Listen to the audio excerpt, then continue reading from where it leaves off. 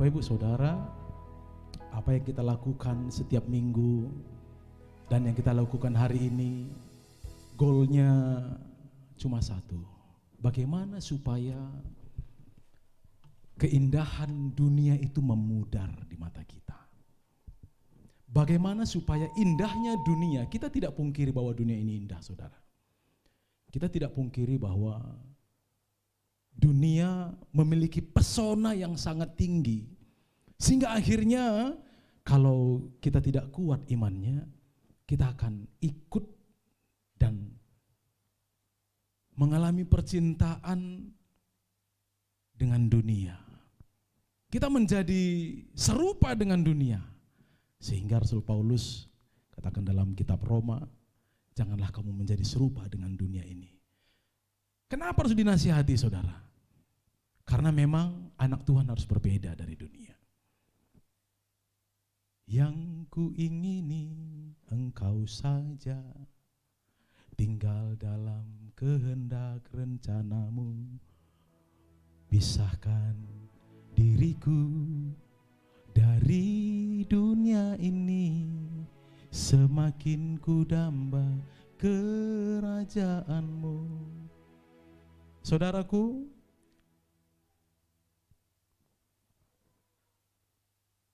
bait pertama di lirik lagu pujian ini berkata bahwa Kau yang menjadi terutama, Tuhan.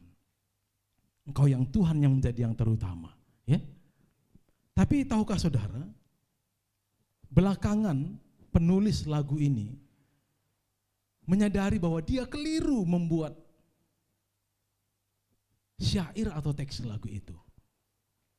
Karena ternyata yang benar itu, Bapak Ibu, yang benar itu Tuhan bukan yang terutama.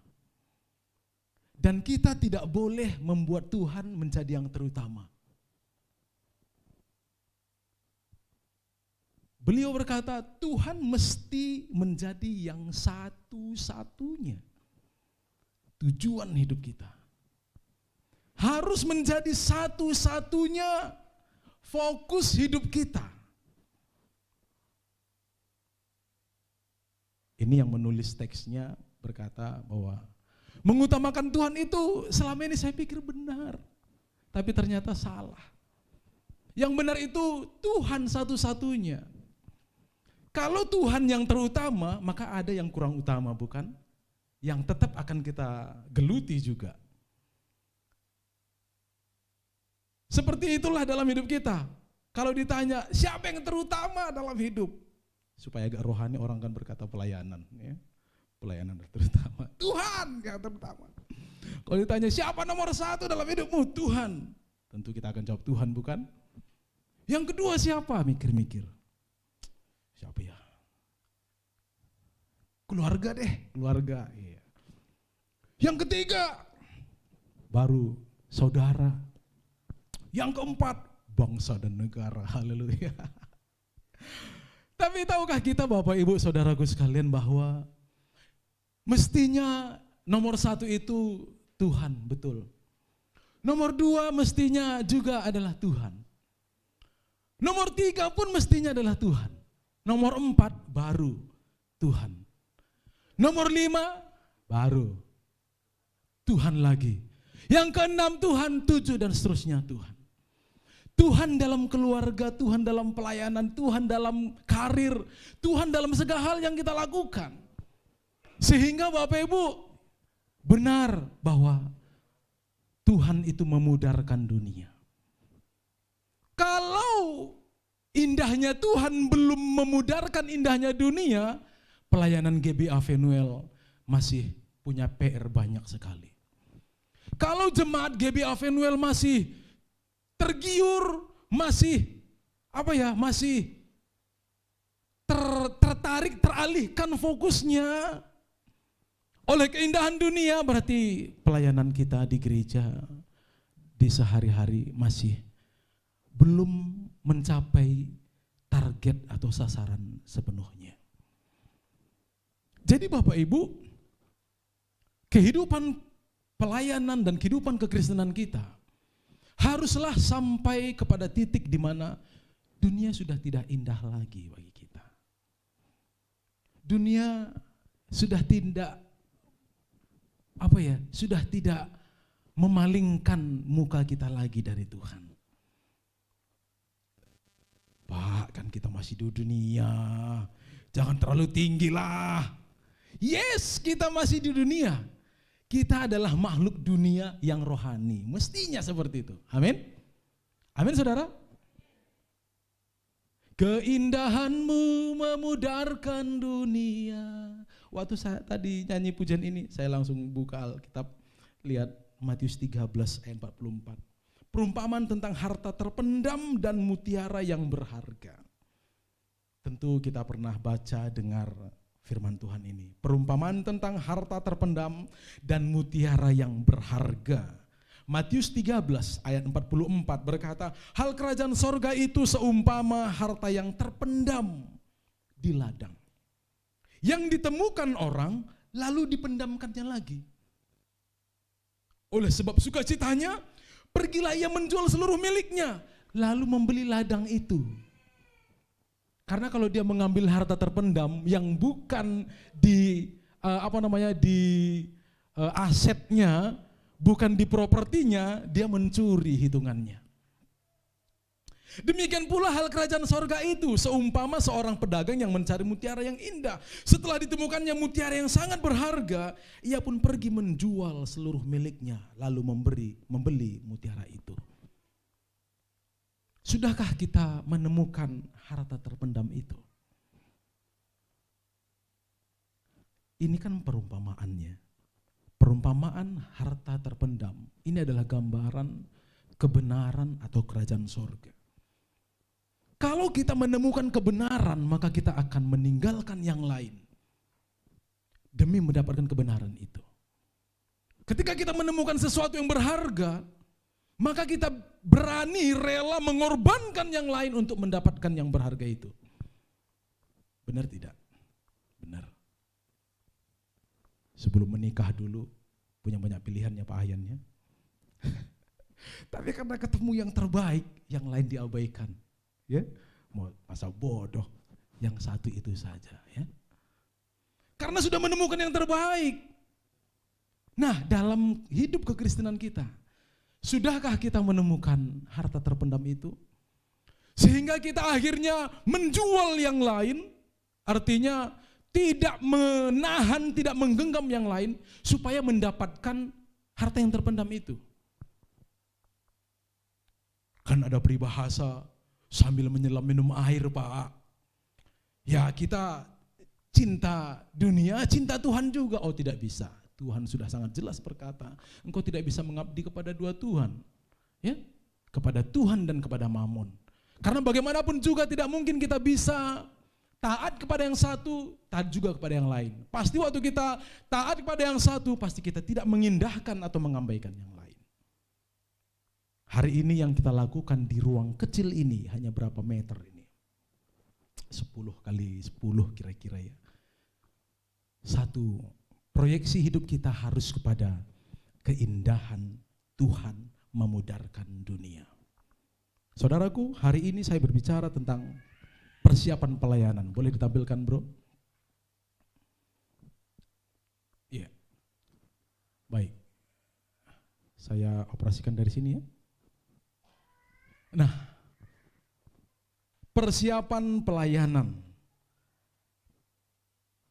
Tepuk tangan dulu untuk para pelayan hari ini, saudara. Iya.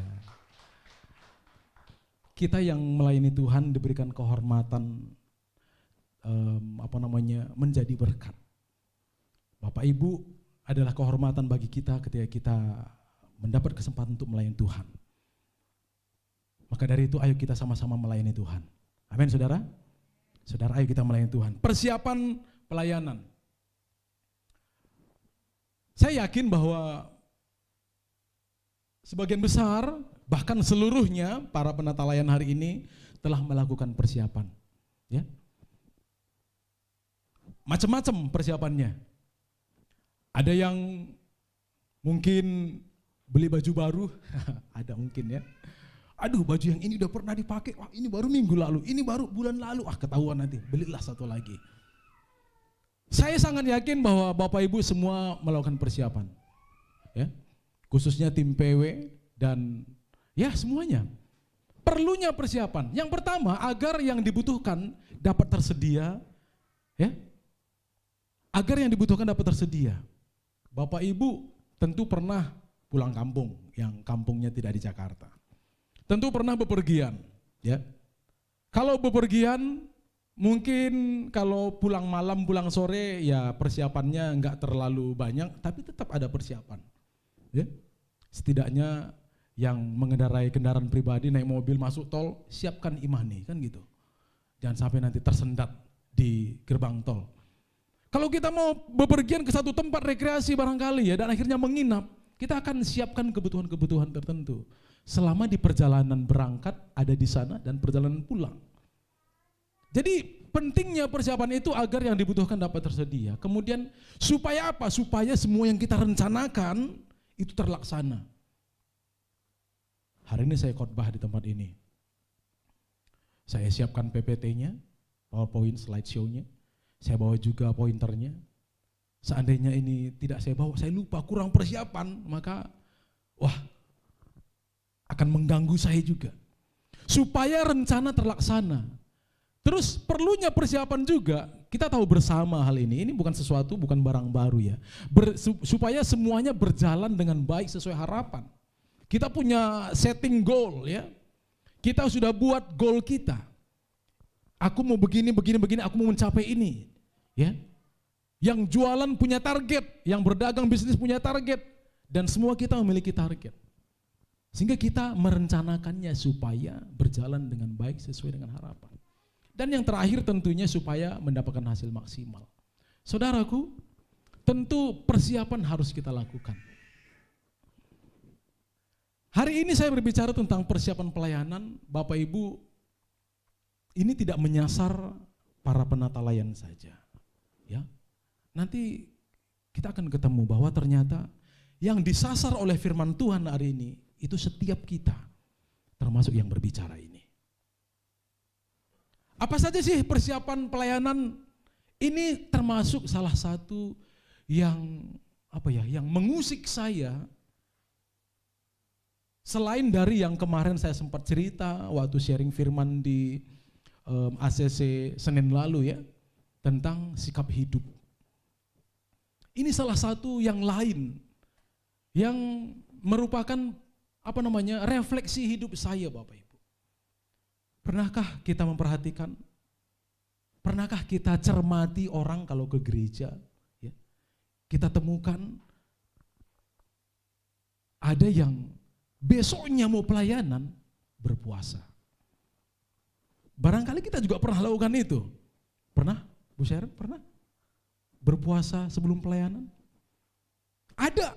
Kita bisa menemukan hal seperti ini di sekitar kita. Saya tidak bilang ini keliru ya. Saya tidak bilang ini keliru. Tapi ini persiapan pelayanan yang patut kita acungin jempol. Berpuasa. Kemudian ada dress code-nya. Kalau hari ini pakai batik, ya kita cari batik yang terbaik kan begitu ya. Bukan batik yang udah bolong-bolong, waktu angkat tangan kelihatan akar mawarnya. Mawarnya ada di sini, akarnya ada di sana. Tentu kita pilih pakaian yang seperti yang saya sampaikan beberapa waktu yang lalu, yang pantas lah, kan gitu kan. Jangan sampai yang sembarangan juga. Kita persiapkan itu. Kalau bajunya bagus, tapi belum disetrika, setrika tuh. Karena 5 menit menjelang keberangkatan, setrikanya cepat-cepat buru-buru, akhirnya kancing copot. Wah, jahit lagi kancingnya. Dan lain-lain. Persiapan pelayanan, dress code-nya. Ada yang sembarangan pakai baju ke gereja hari ini? Tentu tidak. Ya.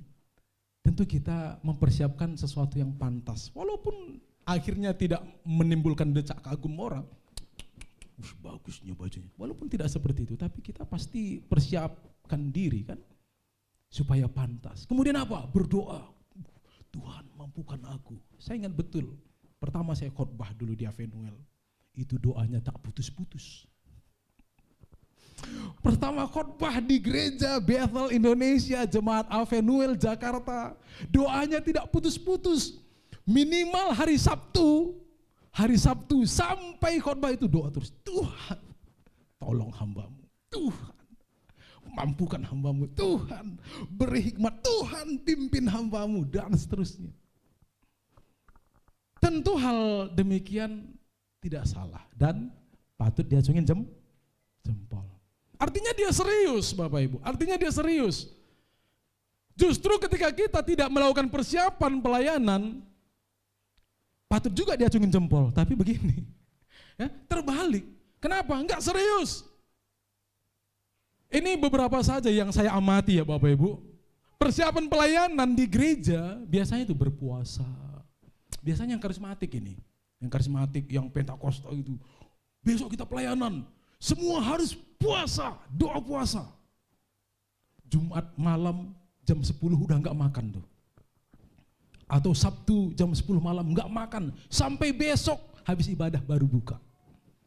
Berpuasa, kemudian kita persiapkan pakaian kita berdoa, kemudian latihan tentunya ya. Kok Anto enggak mungkin dia enggak latihan. Singer WL juga, pasti mereka latihan. Kemudian jaga hati, besok kan pelayanan nih, besok pelayanan, jaga kata. Jangan sampai sikapku buruk jadi batu sandungan.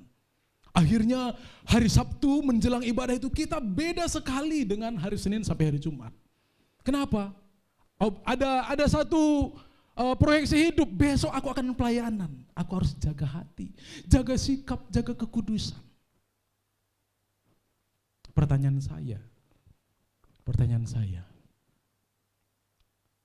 apakah karena besok kita pelayanan saja baru kita melakukan hal ini? Nah, ini yang perlu kita pikirkan, kita renungkan hari ini. Dan ini menjadi kegalauan saya beberapa tahun belakangan Bapak Ibu. Ya. Saya yang perhatikan ada sikap yang berbeda ketika hendak pelayanan dengan ketika tidak hendak pelayanan. Sama halnya dengan apa yang saya sampaikan di Komsel minggu lalu. Ada sikap yang berbeda ditunjukkan oleh orang-orang Kristen, khususnya saya yang mengalami, karena memiliki dualisme berpikir. Saudara, kira-kira apa sih yang menyebabkan hal ini terjadi? Rajin ibadah, rajin persekutuan, kuat doanya, ya kuat juga puasanya. Tapi dalam praktek kehidupan sehari-hari berbeda sekali dengan pada saat ibadah, pada saat pelayanan. Akibat dualisme berpikir, Bapak Ibu. Ya, akibat dualisme berpikir.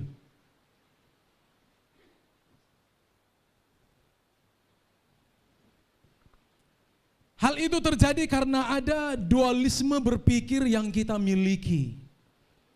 Kalau di gereja beribadah, persekutuan, ada Tuhan.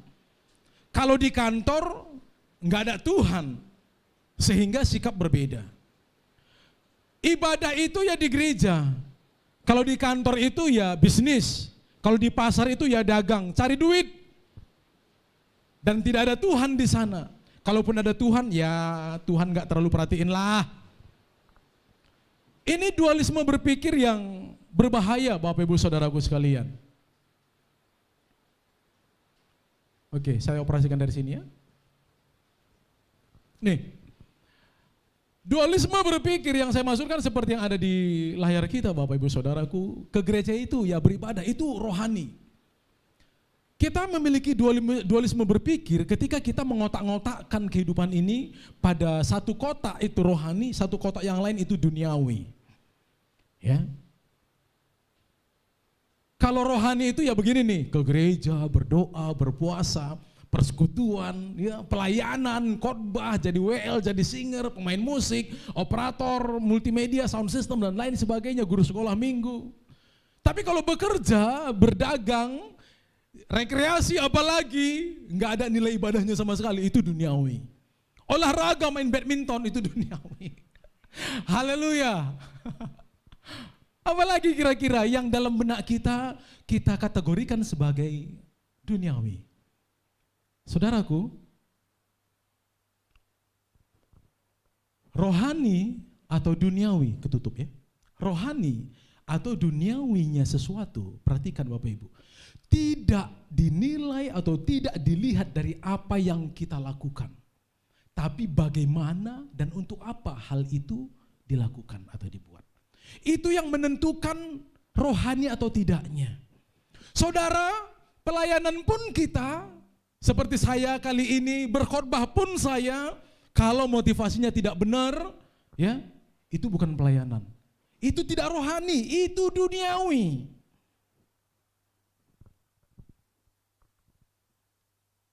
Rohani atau duniawinya sesuatu tidak dinilai atau dilihat dari apa yang kita buat atau kita lakukan.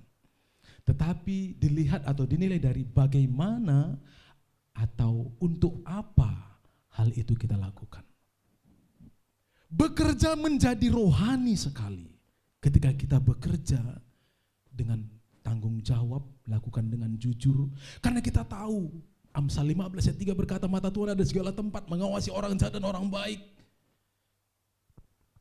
Kemudian 1 Korintus 10 ayat 31 berkata, aku menjawab, baik engkau makan, engkau minum, atau melakukan sesuatu yang lain, lakukan semuanya untuk memuliakan Tuhan. Sehingga saudaraku, sehingga mestinya semua yang kita lakukan ini rohani, ini pelayanan kita. Hari ini di gereja, kita sebagian dari kita tidak terlibat dalam, saya hilangkan dulu ya. Sebagian dari kita tidak terlibat dalam praktik pelayanan. Ya, kita yang hanya duduk dan ikuti sebagai jemaat, kita tidak ikut dalam praktik pelayanan. Tapi Bapak Ibu, tahukah kita bahwa sebenarnya hidup kita ini adalah pelayanan kepada Tuhan? 1 Korintus 10 ayat 31. Aku menjawab, kata Rasul Paulus, jika engkau makan, atau jika engkau minum, atau jika engkau melakukan sesuatu yang lain, apa itu? Bekerja, ya, sebagai apapun profesi kita, kemudian menjadi ibu rumah tangga yang mengurusi rumah tangga, kita mungkin berbisnis, termasuk yang kita lakukan di gereja hari ini, kita melayani. Atau jika engkau melakukan sesuatu yang lain, lakukanlah semuanya itu untuk kemuliaan Allah. Jadi bisa enggak seorang ibu rumah tangga melayani Tuhan? Bisa sekali dan sangat bisa. Dan apa yang Bapak Ibu, khususnya ibu-ibu rumah tangga lakukan, itu adalah pelayanan. Dan pelayanan itu ketika engkau lakukan dengan penuh tanggung jawab dan dedikasi, sebagai bentuk takutmu akan Tuhan, maka pelayananmu itu tidak kurang mulia dibanding pendeta yang berkhotbah di gereja. Saudara perhatikan, saya pernah mengalami juga, kok saya cuma asyir ya, kayaknya kurang mulia kalau jadi asyir di gereja. Kayaknya kalau jadi pengkhotbah itu paling mulia deh. Stratanya itu lebih tinggi. Ya? Tapi kalau kita pelayanan cuma menyambut jemaat, shalom, silakan, shalom, silakan, seperti yang pernah saya alami dulu, kita merasa kurang, apa ya, kayaknya kadar pelayanannya kurang. Masih, apa ya, dipandang sebelah mata. Padahal sebenarnya yang menjadikan pelayanan kita itu bernilai bukan di mana posisi kita, tapi bagaimana kita melakukannya. Khotbah pun, kalau khotbahnya hanya mencari muka, menyenangkan hati jemaat, itu tidak menyenangkan Tuhan. Roma 12 ayat 1 boleh ditampilkan melalui isi worshipnya. Roma 12 ayat 1 saya bacakan bagi setiap kita, Bapak Ibu, perhatikan.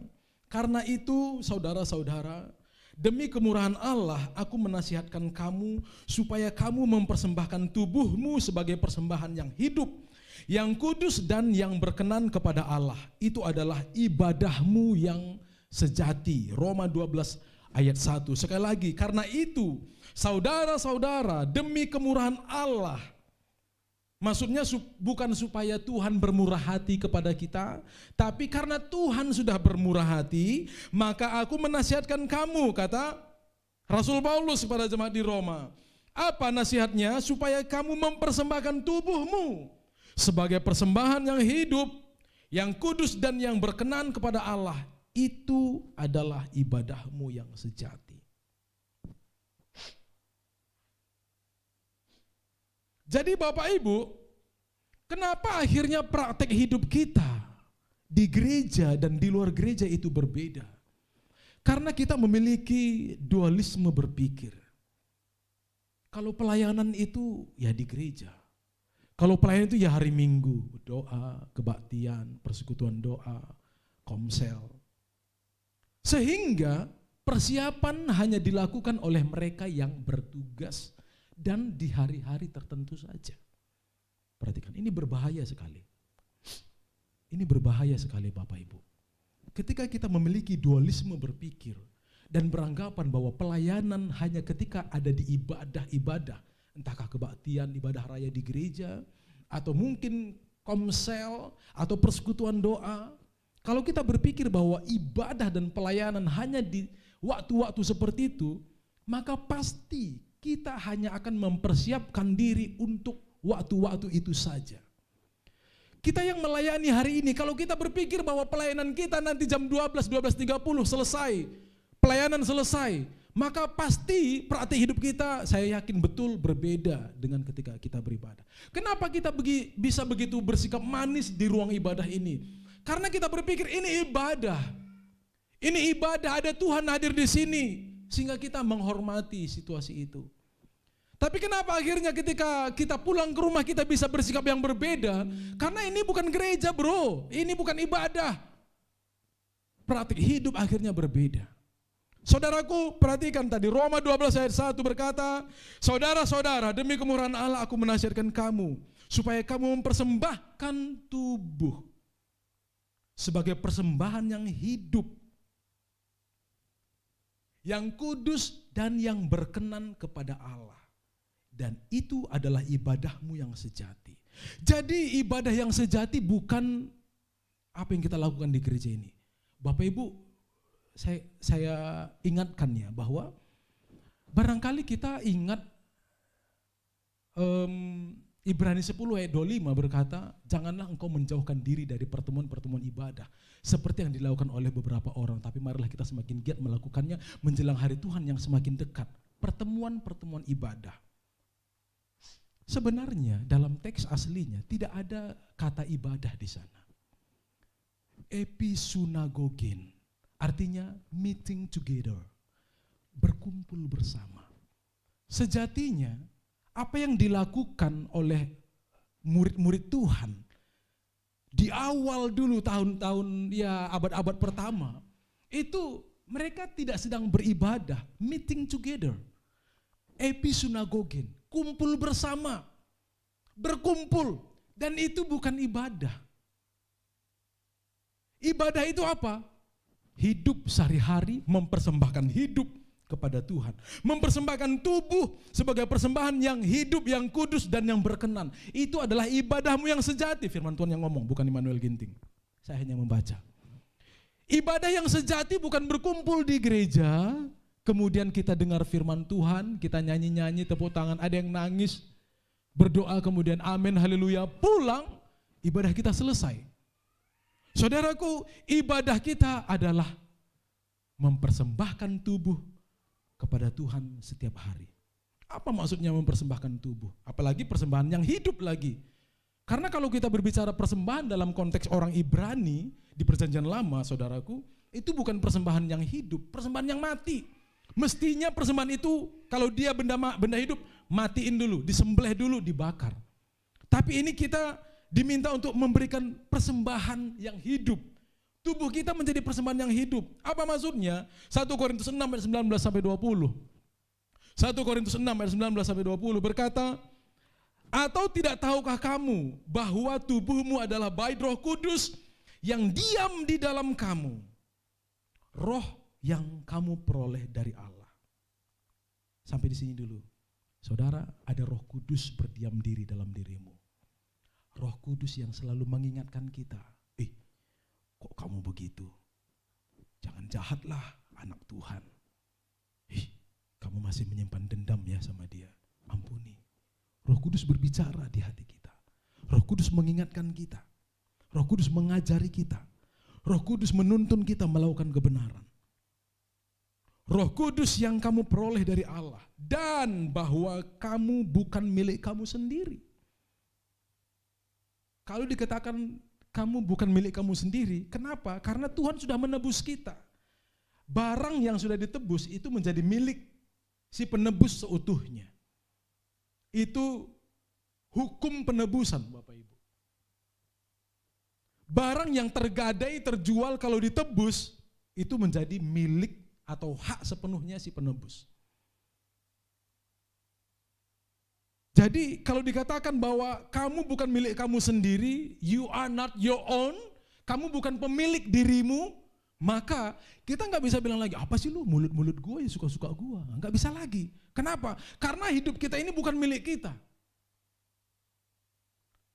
Sikap atau perilaku yang pantas apa itu? Yang sebaiknya dan semestinya. Sebab kamu telah dibeli dan harganya telah lunas dibayar. 1 Korintus 6 ayat 19-20. Sebab kamu telah dibeli dan harganya telah lunas dibayar. Karena itu muliakanlah Allah dengan tubuhmu. Jadi apa yang dimaksud dalam Roma 12 ayat 1 tadi sebagai ibadah yang sejati? Itu adalah ibadahmu yang sejati, mempersembahkan tubuh. Apa artinya? Memuliakan Allah dengan tubuh kita. Apapun yang kita lakukan dengan tubuh kita ini, kita pastikan itu memuliakan Tuhan. Jangan mulut yang sama berkata haleluya, tapi mulut yang sama juga akhirnya berkata maki-maki, sumpah serapah kepada orang-orang. Haleluya.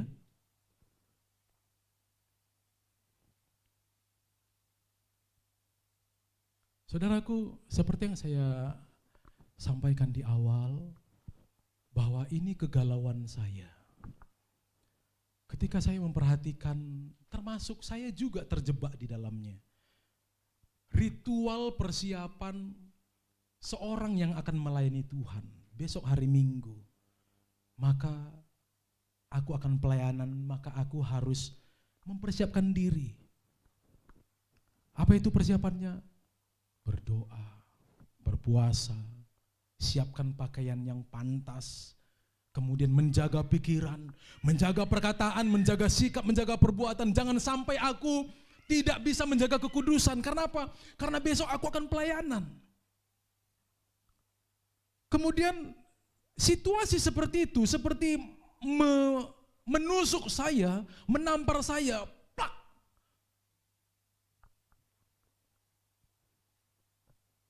Salah ternyata. Bukan salah mempersiapkan dirinya, tapi salah ketika kita hanya mempersiapkan diri karena besok kita ke gereja dan pelayanan.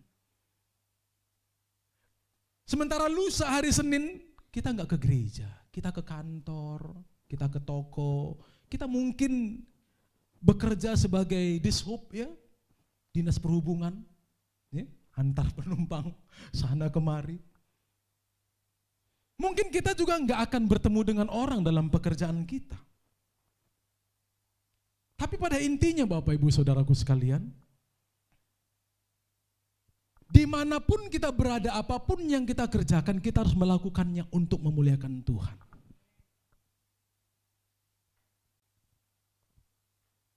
Hari ini kita pelayanan di gereja, kita persiapan, puji Tuhan. Tapi hari Senin, Jumat, mungkin tidak seperti lagu tadi. Kutanya Senin kamu kemana? Mungkin kita nggak ada persekutuan. Tapi puji Tuhan di gereja kita ada ya, persekutuan, ada komsel Pak, ACC. Hari Selasa nggak ada kegiatan. Nggak ada kegiatan rohani dalam tanda petik. Tuh kan? Nggak ada kegiatan rohani, nggak ada ibadah, nggak ada persekutuan, nggak ada doa, nggak ada apa-apa di sana. Terus kita nggak persiapan. Nah ini berbahaya. Karena berpotensi besar ketika obsesi kita bahwa besok tidak ada pelayanan dan aku tidak bertugas, maka kita tidak persiapkan diri. Nah ini berbahaya sekali saudaraku. Kenapa berbahaya?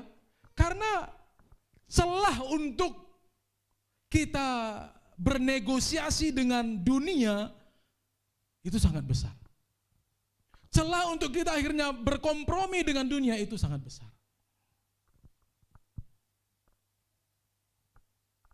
Ketika di gereja ada pikiran-pikiran jorok, pikiran-pikiran jahat, pikiran-pikiran kotor mulai mungkin mengganggu pikiran kita. Kita sadar ini ibadah. Dalam nama Yesus kutengking. Ibadah. Tapi coba, kalau sedang tidak beribadah dalam tanda petik, bisakah kita melakukan hal yang sama? Nah itu tadi. Saudaraku, saya sangat yakin ketika kita memandang hari-hari hidup kita sebagai waktu dan kesempatan kita melayani Tuhan, pasti kita tidak akan hidup sembarangan. Makanya firman Tuhan dalam 1 Tesalonika 5 ayat 18 berkata, tetaplah berdoa, itu mesti menjadi semboyan hidup kita. Tetaplah berdoa. Tentu tetaplah berdoa bukan berarti kita harus lipat tangan, kemudian tutup mata, masuk kamar berdoa. Bagaimana mungkin kita bisa tetap setiap hari di kamar terus kan? Tetap berdoa artinya kita tetap membangun hubungan, relasi, komunikasi dengan Tuhan. Kan begitu. Saya yakin sekali, kalau kita tetap berdoa, nggak mungkin bikin dosa. Ayo kita ke sana yuk. Ada judi online. Berdoa dulu ya. Jadi enggak judi online-nya?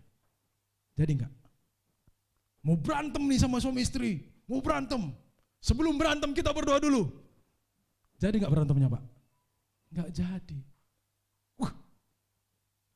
Ada handphone, ada duit, enggak ada orangnya. Berkat Tuhan. Sebelum ambil berdoa dulu.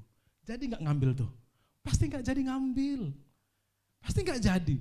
Tetaplah berdoa. Kalau itu menjadi semboyan, jadi jargon hidup kita, pasti kita bisa hidup dalam kebenaran. Tetap berdoa karena kita tahu bahwa ketika kita berdoa, selain hati kita ditenangkan, dilembutkan, kita juga menerima ajaran didikan dari Tuhan.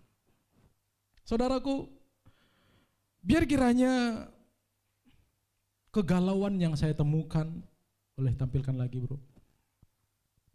Biar kiranya kegalauan yang saya temukan ini menjadi refleksi kita bersama-sama. Persiapan pelayanan.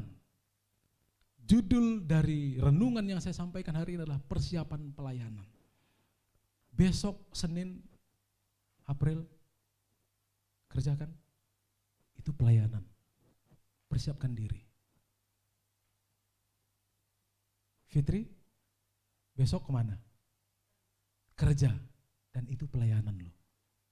Jangan sampai persiapan kita waktu mimpin pujian, khotbah di sini berbeda dengan persiapan waktu kita mau bekerja. Mestinya sama loh. Mestinya sama. Kalau sebelum memimpin pujian berkhotbah di sini saya berdoa, mestinya besok sebelum saya mengajar di sekolah, saya pun harus berdoa. Minta pimpinan Tuhan, minta penyertaan perkenanan Tuhan.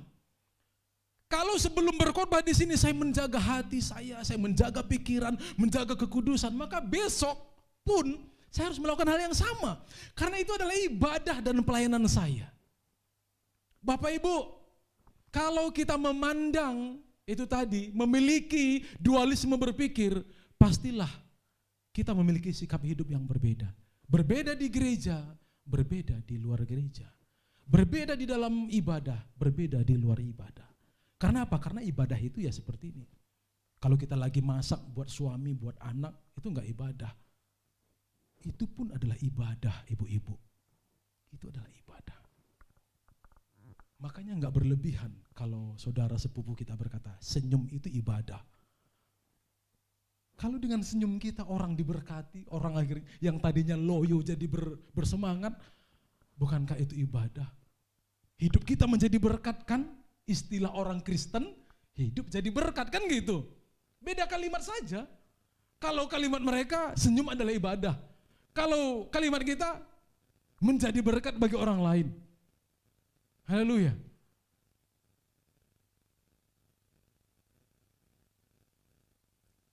Saya tutup Bapak Ibu. Setiap hari adalah waktu pelayanan kita. Bukan hanya hari Minggu, amin. Pelayanan kita bukan hanya hari Minggu. Bukan hanya besok waktu ada komsel. Setiap hari adalah waktu pelayanan kita. Setiap tempat yang kita kunjungi adalah tempat pelayanan kita. Amin. Waktu kita ke mall, itu tempat kita melayani. Memang kita tidak angkat pujian di sana. Hai semua pengunjung mall, kita angkat satu pujian bagi kemuliaan Tuhan. Tentu tidak, dilempari kita. Tapi dalam bentuk apa kita melayani Tuhan di sana? Waktu kita bersikap dengan tepat, bertindak dengan benar, kita tidak urak-urakan, tunjukkan bahwa engkau adalah anak Tuhan, pelayanan. Kan begitu? Jangan mentang-mentang bajunya terjatuh satu dari raknya, oh ini gak ada yang punya, ditilep, ambil, bawa ke rumah. Jangan juga. Setiap tempat yang kita kunjungi adalah tempat pelayanan kita. Artinya, dimanapun dan kapanpun, kita harus proyeksikan hidup kita untuk menyenangkan Tuhan. Ingat 1 Korintus 10 ayat 31 tadi, baik kau makan, baik kau minum, baik kau melakukan sesuatu yang lain. Lakukan semuanya untuk kemuliaan Tuhan. Maka lakukanlah persiapan setiap hari. Jika setiap hari adalah waktu pelayanan kita, dan setiap tempat yang kita kunjungi adalah tempat pelayanan kita, maka lakukan persiapan setiap hari. Kalau kita melakukan persiapan setiap hari, dan kita, walaupun ini bukan ruang gereja, sekalipun ini toko, Tuhan hadir di sini, dan aku mau melakukan, mau berbisnis, berjualan dengan benar, memuliakan Tuhan. Sekalipun ini pasar, jalanan, atau tempat-tempat umum, dan ini bukan tempat ibadah, seperti umumnya diselenggarakan orang Kristen, tapi ini adalah tempat pelayananku. Kita berhadapan dengan Tuhan di sana, sehingga kita tidak akan sembarangan, saudara. Amin.